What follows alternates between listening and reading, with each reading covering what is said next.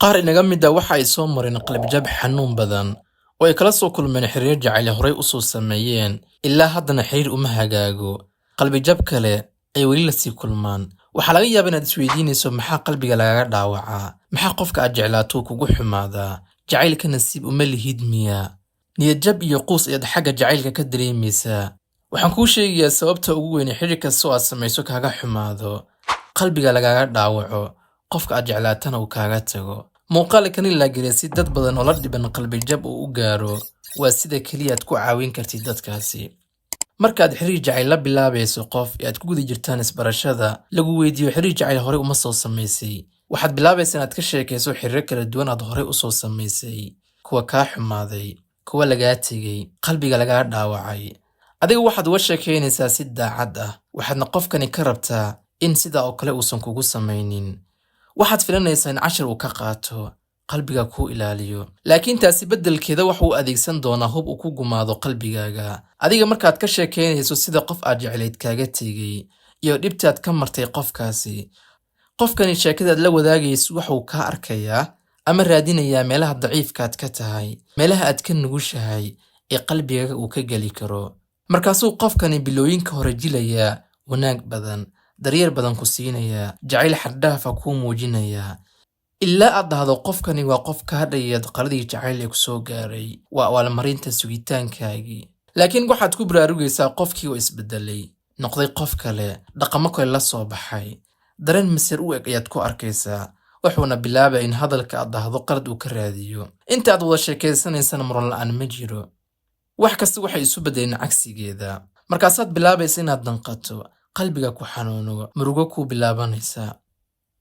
Qofkii aad islahayd dadku kaaga fiicnaanayaa waa kan soo taagan oo dhinac kale ka soo jeestay. Laakiin sababta ugu weyn ee qof kale dhinac kale uga soo jeestay, sababta ugu weyn ee qofkani uu kugu xumaaday, sababta ugu weyn ee qofkani uu rabo inuu ku dareensiiyo danqasho ama qalbiga ku xanuujiyo in adiga aad tahay. Sababta waxaad kaga sheekaysay qofkani meelaha aad ka jilicsan tahay, inaad mar qof u soo oyday, in qalbiga lagaa soo dhaawacay. Haddii aad rabto in xiriirkaaga uu wanaagsanaado, qofka ha uga sheekaynin in qof aad jeclayd uu kaaga tegay, qalbiga lagaa dhaawacay, inaad qof u soo oyday. Qofkan yuusan kugu arkin daciifnimadaasi oo dhan. Waxaad u matashaa qof aanan weligii waxba soo marin, qalbigiisa sida lagu gaaro ay adag tahay. Waxaad ku dhahdaa in la fahmo way adag tahay, ima fahmi doontid. Qofkani waxaad u muujisaa in qof adag aad tahay. Markaasi qofkan wuxuu waqti badan ku bixin doonaa sida uu qalbigaaga ku gaari lahaa. Kuma dhaawici karo. Waa qofka isaga dadaalka bixinaya.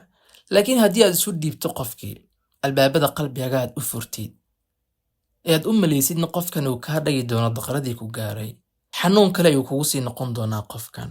Wuxuuna ku gaarsiin doonaa xanuun ka badan intii hore aad soo martay. Qofna ha uga sheekaynin sheekada jacayl ee aad soo martay, qisooyinka xanuunka badan. Waxaad uga sheekaysaa dhinac kale ee wanaagsan ee qofnimadaada, kartidaada, tayadaada iyo waxaad ku wanaagsan tahay. Intaasi ha u dhaafin. Qofkani markaa arkaya meelaha daciif ah ka tahay, kuuma soo gabanayo jacayl. Markaas waxaad kala arkaysaa qofkan inuu si dhaba uu kugu jecel yahay oo rabo inuu ku dhaqdo, ku kayagarayo, ku daneeyo, ku daryeelo, jacayl uu ku siiyo, iyo inuu qofkani yahay qof narcissist ah. Qof raba inuu dareemo inuu qof u danqan karo, in qof jeclaan karo. Dad sidaa u fikiraya jira oo raadiya jacayl validation la dhaho. Jacaylka ka dhex raadiyaan validation. Marka sida kaliya qalbigaaga aad ku dhooran kartid, dadka uga sheekaynin qisada jacayl ee xanuunka badan ee aad soo martay. Weliba qof kastaan ku dhahaya kaliya ma ahan qofka xiriirka jacayl kula imaaday kaliya. Qof kasta oo aad aragtid ha uga sheekaynin. Qarso xanuunka ku soo gaaray. Kana mayro. Noloshaadana horey u soco. Noqo qof isku kalsoon. Noloshaada dhis. meesha arabtidna adduunkani ka gaaro. Muuqaalkani halkaas ayuu ku egyahay. Waxaan rajaynayaa in wax badan aad ka faa'iiday.